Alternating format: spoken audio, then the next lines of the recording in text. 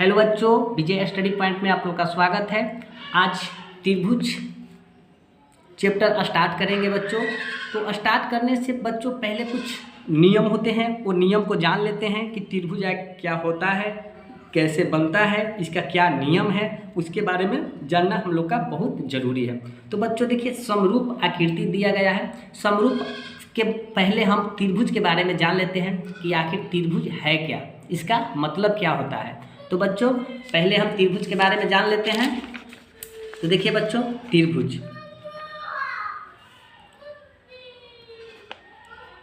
बच्चों ध्यान से देखिएगा ताकि आप मिस ना करें, बहुत ही डिटेल में बताऊंगा बच्चों। देखिए, तीन सरल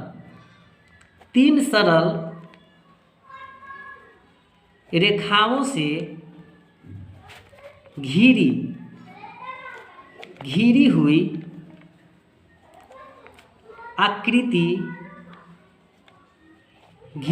आकृति को त्रिभुज कहते हैं। तीन सरल रेखाओं से घिरी हुई आकृति को हम त्रिभुज कहते हैं। देखिए, सरल यानी तीन सरल रेखा पाएंगे।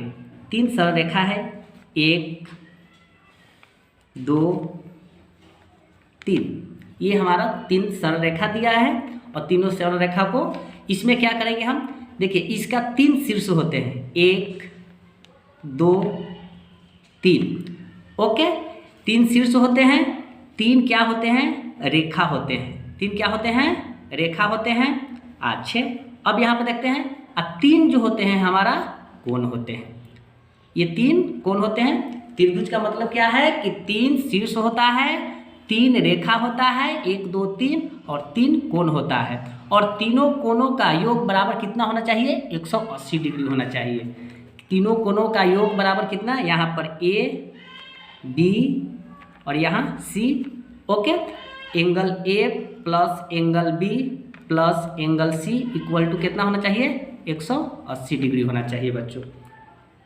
ओके, अब देखिए इसका मतलब एक और फार्मूला होता है, उस फार्मूला पर यूज कर देना, n-2 गुने 180 डिग्री। तो n हमारा देखिए, ये जो हमारा नीचे वाला है n है, तो 1 2 3, यहाँ पर 3, तो n की जगह पर 3 है, तो 3 - 2 गुने 180 डिग्री। तो देखिए 3 में से अब 2 जाएगा, तो 1 गुने 180 डिग्री इक्वल टू 1 भी 180 से गुना करेंगे तो 180 डिग्री। देखिए बच्चों, यहाँ पर एक फार्मूला का भी यूज करके आपको आ सकता है, या तो आप तीनों कोणों का योग बराबर 180 डिग्री होता है।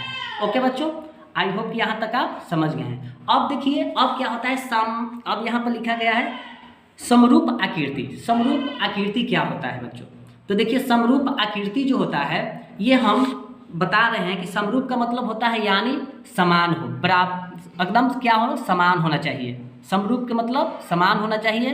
तो देखिए बच्चों, हम एक एग्जाम्पल के तौर पर लेते हैं, हमारे हाथ में 2 लड्डू हैं और वो दोनों लड्डू आपको समान है। अब ये नहीं, कुछ लड्डू जो है, एक लड्डू जो है छोटा है और एक लड्डू जो है बड़ा है। ओके बच्चों, अब हमें क्या देखना है कि समरूप है या नहीं है, समान है या नहीं। तो देखिए, बड़े वाले आकृति यहाँ पर देख रहे हैं जो है कि वृत्त का आकृति है, और ये है छोटा वाला आकृति वृत्त का। ये देखने में ये बड़ा है आकृति, ये है छोटा, मगर क्या है, समरूप है। ये भी वृत्त है और ये भी वृत्त है, तो यहाँ समरूप यहाँ ऐसे देंगे बच्चों। समरूप की चिन्ह जो होती है इस प्रकार की होती है, ये हमारा समरूप है बच्चों, यही हमारा क्या है, समरूप है। ओके, अब बच्चों, अब देखिए ये हमारा समरूप है। अब देखिए यहाँ पे एकदम सीधा सीधी बता दिया है बच्चों। अब यहाँ पर देखिए हमारे पास यहाँ वर्ग दिया गया है बच्चों, वर्ग है। देखिए ये छोटा आकृति का वर्ग है, ये बड़े आकृति का वर्ग है, तो ये भी हमारा क्या है, समरूप है। अभी बताएं एग्जाम्पल के तौर पर, यही हमारा क्या है, समरूप है। तो समरूप का चिन्ह ऐसे दिया जाता है बच्चों। ओके, अब देखिए यहाँ पर त्रिभुज है, तो देखिए छोटे वाले त्रिभुज और बड़े वाले त्रिभुज, छोटा बड़ा है मगर ये क्या है, समरूप है, उसके समान है, उसको जैसा है, भले ये छोटा है ये बड़ा है, तो ये भी क्या है, हमारा समरूप है बच्चों। ओके, आई होप कि आप यहाँ तक समझ गए होंगे। अब बच्चों क्या होता है, समरूप पता करने के लिए कुछ नियम कानून होते हैं बच्चों। समरूप को पता करने के लिए कुछ नियम कानून को हमें जानना जरूरी है कि ये क्या होता है। चलिए बच्चों हम उसको पता करते हैं, समरूप आकृति का नियम कानून। तो देखो बच्चों,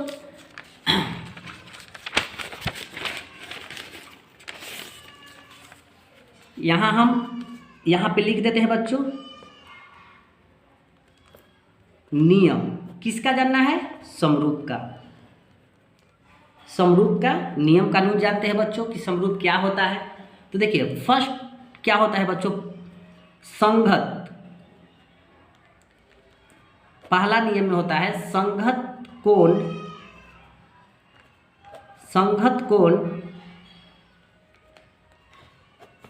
बराबर होना चाहिए। संघत कोण क्या होना चाहिए? बराबर होना चाहिए। ओके बच्चों, संघत कोण क्या होना चाहिए? बराबर होना चाहिए। दूसरा में क्या होना होगा? संघत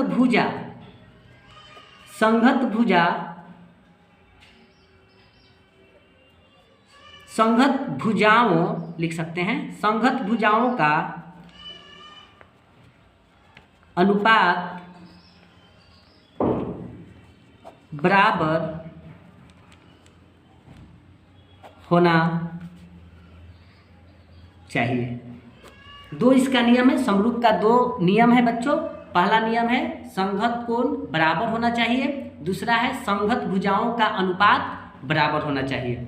ओके बच्चों, अब देखिए एग्जाम्पल के तौर पर लेते हैं। एक छोटा वाला त्रिभुज और एक बड़े वाले त्रिभुज लिए। देखिए बच्चों, एक छोटा वाला त्रिभुज ले लिए, एक बड़े वाले त्रिभुज ले लिए। इसका नाम दे देते हैं A B C, इसको P Q R। ये 40 डिग्री है, ये हमारा 80 डिग्री है और ये हमारा 60 डिग्री है। ये हमारा 40 डिग्री है, ये हमारा 60 डिग्री है और ये हमारा 80 डिग्री है। यहाँ पे 2, यहाँ 3, यहाँ 4। ओके बच्चों, इसमें 4, यहाँ 6, यहाँ 8। ओके बच्चों, अब हमें क्या करना है कि पहले हम जानते हैं ये समरूप के रूप में दिख रहा है बच्चों। ये छोटा वाला त्रिभुज है और ये बड़े वाला त्रिभुज है। अब इससे हमें समरूप तो दिख रहा है बच्चों, तो पहले हम क्या इसके नियम को जानते हैं कि ये कोण समरूप है या नहीं है। तो देखिए बच्चों, पहले हम क्या करते हैं कि एंगल ए, इसमें देखते हैं एंगल यानी कोण होता है बच्चों। एंगल ए बराबर किसका होगा? एंगल ए बराबर इसमें 60 है। ओके बच्चों, तो इसमें क्या होगा कि एंगल क्यू यानी एंगल क्यू बराबर क्या हो जाएगा? यहाँ पर एंगल 60 है, एंगल ए बराबर 60, तो यहाँ पर एंगल क्यू बराबर भी 60 है। सीधा सीधी कहा जाए एंगल 60, तो देखिए एंगल ए बराबर किसका है? एंगल क्यू का है। यहाँ पे एंगल ए बराबर 60 है, तो यहाँ एंगल क्यू बराबर क्या है? 60 है। इसको कैसे बोलेंगे? एंगल ए बराबर किसका है? एंगल क्यू का बराबर है। ओके, एंगल ए किसका बराबर है? एंगल क्यू का। ओके बच्चों, 60 है। अब देखते हैं एंगल बी किसका बराबर है? देखिए 40 है, एंगल बी किसका बराबर है? एंगल पी का। तो लिखेंगे एंगल पी का। ओके बच्चों, 40 है, 40 डिग्री। ओके बच्चों, अब देखते हैं एंगल सी किसका बराबर है? एंगल सी यहाँ है 80, एंगल आर के बराबर है, तो लिखेंगे एंगल आर के बराबर है। कितना है? तो 80 डिग्री है। ओके बच्चों, ये तो हमारा कोण के बारे में पता चला। कोण के बारे में पता चला ये कि संघत कोण बराबर होना चाहिए। तो देखिए यहाँ पर एंगल ए जो है किसके बराबर है? एंगल क्यू के। यहाँ पर एंगल बी किसके बराबर है? एंगल पी के है। एंगल सी किसके बराबर है? एंगल आर के है। ये तो हमारा कोण के बारे में पता चला बच्चों। ओके, अब देखते हैं, अब यहाँ पे हम भुजाओं के बारे में करते हैं। भुजाओं के बारे में पता करते हैं बच्चों। यहाँ पे लिख देते हैं भुजाओं का अनुपात, यहाँ पे भुजाओं का अनुपात, भुजाओं का अनुपात। तो बच्चों यहाँ पर सीधा आपको दिख रहा है, देखिए भुजाओं का अनुपात सीधा जानने के लिए देखिए 2 के दोगुनी कितना है 4 है, 3 के दोगुनी कितना है 6 है, और 4 के दोगुनी कितना है 8 है। यहाँ तो सीधा सीधी पता चल रहा है कि दोगुनी सब है, 2 के दोगुनी 4, 3 के दोगुनी 6 और 4 के दोगुनी 8 है। ओके बच्चों, यहाँ तो सीधा सीधी पता चल रहा है, तब पर ही पता करते हैं बच्चों। अब देखिए यहाँ पे, अब यहाँ पे बच्चों क्या है, हम यहाँ पर पता करते हैं। देखिए ये भुजा हो गया, ये हमारा क्या हो गया भुजा। तो लिखेंगे यहाँ पे बच्चों AB, अनुपात हमेशा बटा के रूप में याद रखना बच्चों, अनुपात हमेशा क्या होता है बटा के रूप में होता है। तो AB अब बटा, अब देखिए AB बटा, देखिए 2 के दोगुनी कितना है 4, तो AB बटा क्या हो जाएगा बच्चों, यहाँ पर PR हो जाएगा। तो यहाँ पर लिखेंगे PR लिखें। ओके बच्चों, तो AB कितना है, तो देखिए AB के भुजा कितना है 2, तो यहाँ हम लिखेंगे बच्चों 2, और PR कितना है, तो PR हमारा जो है 4 है। तो बच्चों लिखेंगे क्या है यहाँ पे 4। अब देखिए ये हमारा 2 बार में कट जाएगा, तो बच्चों यहाँ 2 लिखा है, ऊपर 1 छिपा हुआ रहता है, इसका आया हमें AB बटा PR का मान जो आ गया हमें 2 आ गया बच्चों। ओके, अब देखते हैं, अब हमें BC यानी BC बटा क्या होगा, BC बटा क्या होगा PR होगा। देखिए 3 का दोगुनी कितना है 6, तो यानी BC बटा क्या हो जाएगा PR हो जाएगा।